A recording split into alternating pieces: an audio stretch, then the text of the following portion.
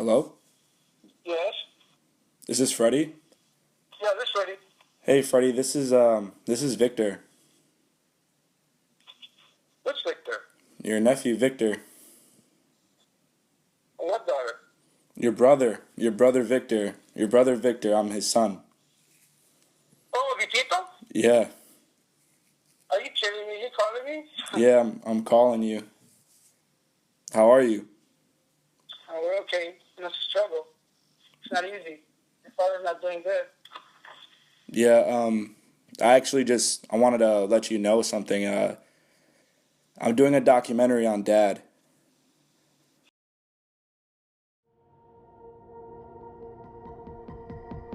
Sancocho, sancocho, sancocho, el sancocho es prieto, el sancocho prieto, todo da tu carne, tú tendrás que darme, porque esto es hambriento, ay hambriento, hambriento, hambriento.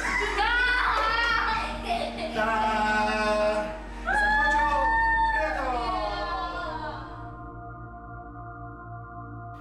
He was important in my life growing up.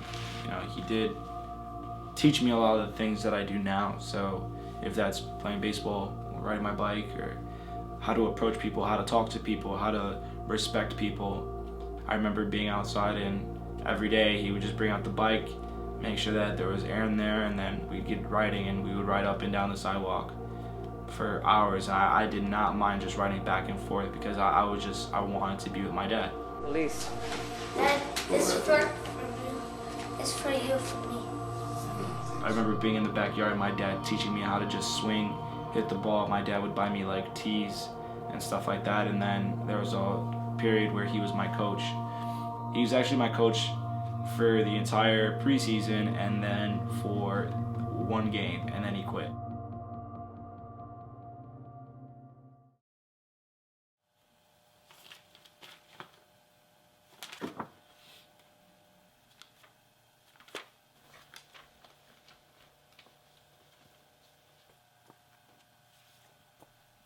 I had a crush on Mulan when I went to Florida. Her and Pocahontas. My dad was an avid alcoholic, really big on drugs. Well, I mean, not big on drugs, but he did drugs occasionally. The alcohol, though, was probably the worst feature that he had about himself. He definitely was addicted to alcohol. There were just a lot of times where things in our family would get out of hand. I heard a banging on the window, and I was probably like 12 at this time. I heard a banging on the window, so I got up to answer it. I knew it was my dad because nobody else would bang on the window at 3 o'clock in the morning. So I walk over to the door, and I open the door, and my dad is drunk, but he's standing there with a white t-shirt, like doused in his own blood. His nose was busted at the bridge, and he had 2 black eyes. And the first thing we ask is like, what happened? And he just walks over to the bathroom and starts to clean himself off and doesn't say a word and just goes to sleep. Is he with you at all? Yeah, he's always with me, Vitito. In fact, I'm with the girl that takes care of him with me, right next to me. She's the most loving person there is in the world for him. We're all happy that she's there. Do you mind if I talk to him? Well, he won't be able to talk, his mind's not there. Yeah, I understand. I just kind of want to hear his voice. I'm assuming like the drugs and the alcohol caught up to him because my dad was only 58 when my parents divorced, and there was some early signs of him having Alzheimer's. Victor! Stop the phone.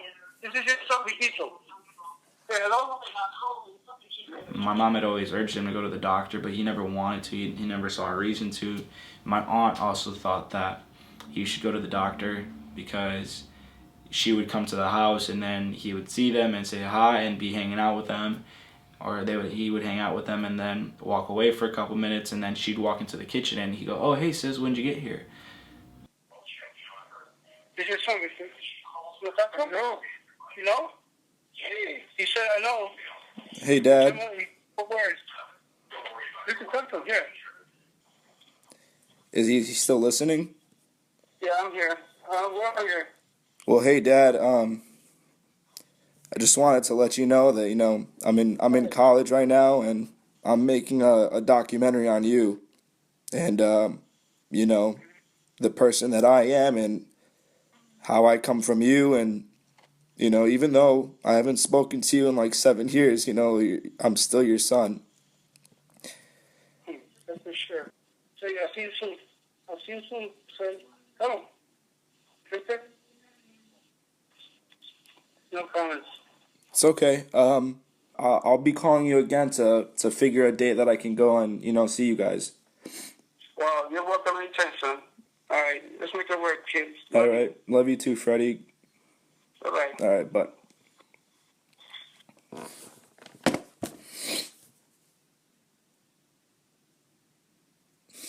He doesn't even remember he doesn't even remember who the fuck I am. The reason I'm reaching out to my dad at this time is if I don't do it now, when I do it when I get older, how much time do I have left? 26 minutes away. I want to do it at a time and an opportunity where I know that he's still alive and he might not be well, but there's still a chance for me to talk to him. Alright, well, let's do it. When?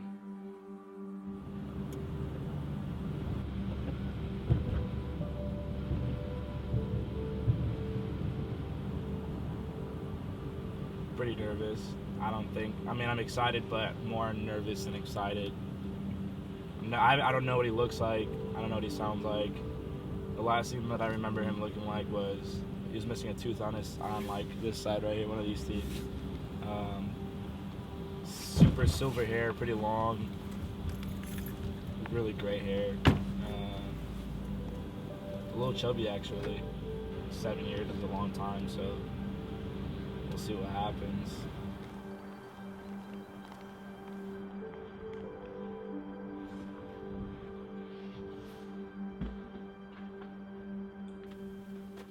Oh.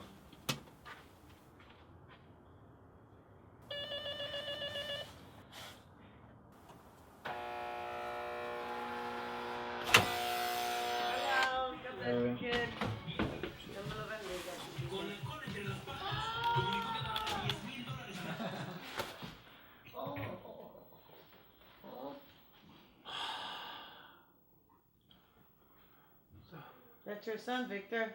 My son. That's Vitito. Look at him, he's tall. Nice, handsome young man, huh? He's your son. I gotta take a picture. This is a Kodak moment. This sure is. I don't got one. Who is he?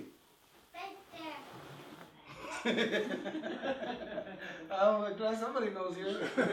I'm basically making a movie or a documentary film on Dad. Wow. So when are you starting it? Starting here. He gets seizures. I have to watch his seizures. High five. It looks good. High five, Victor. I want to tune it though. The seizure pills, I definitely have to give him all the time. So that was early signs of what was going on. She says, you need to go to doctor. He says, why? Why should I? He didn't realize that it was happening to him. Expose. There you Expose go. you as how you grew Good up. boy, that's it. I Sit think right he there. has No, lots sit to down, say sit about down. it, man. It's okay, it's I okay. hate that his whole life It's was on okay. the drain. It's okay, sit down. It's sad, it hurts. You doing what? And every time we're with her, like my mom would say, wow, man, what a change. We're all gonna have something. We're all gonna have something, but it's just like not fair. It's not fair, but that's how life is. Come on, you wanna sing, Victor? You wanna dance? Come on. El gigante está pintado de amarillo y colorado. Tucutá, tucutá. Tucutá, tucutá. Vamos muchachos para la marina a comer pan y sal So, this is a letter that I wrote to my dad in 2014. Starts like this. Dear Dad, I'm writing a letter to you because I want to explore what my identity is, and I figured that this would be a good way to catch up with you after 6 or 7 years. You have a huge effect on what my identity is, because I'm a piece of you. I remember going to Cubs games with you, and then going to McDonald's to get Happy Meals after. I remember playing catch in the backyard with you while it was raining. You throwing me the ball up in the air and say, put your hands on your glove, put your hands on your glove, and catch the ball so that you would be proud of me. You wanted to change the community for the better, but sometimes you focused a little too hard on changing the community that you didn't realize that there was a lot of change that needed to be done at home. There were nights when we sat up waiting for you to come home. Sometimes you wouldn't come home, and I would be the only one waiting for you too. There was a lot of things that you did wrong, but there's not a single thing that I would hold you accountable for today if I talk to you. I'm trying to see if I'm going to be the version of you that I felt was the best, or am I going to be the version of you that destroyed a family? And I would like to say I would like to be that loving father, the one that stayed up, the one that took me to baseball, the one that was my coach, the one that taught me how to throw a ball, the one that taught me how to ride a bike, and the one that taught me to play sports and love them. That's the kind of man that I want to be. Sincerely, your son, Victor.